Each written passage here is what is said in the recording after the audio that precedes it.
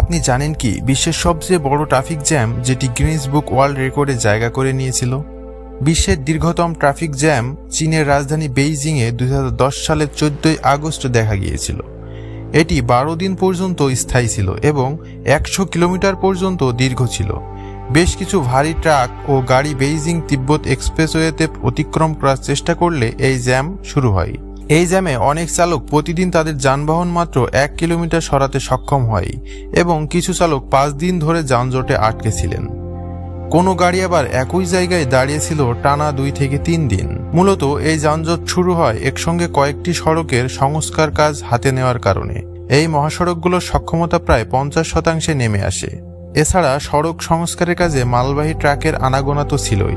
দীর্ঘ এই যানজটে 30টি শিশুর জন্ম, 18 জনের মৃত্যু, 250-এর বেশি ছিনতাই, 9টি খুন সবই হয়েছিল। অবশেষে 26শে আগস্ট দীর্ঘ এই যানজটের অবসান হয়েছিল।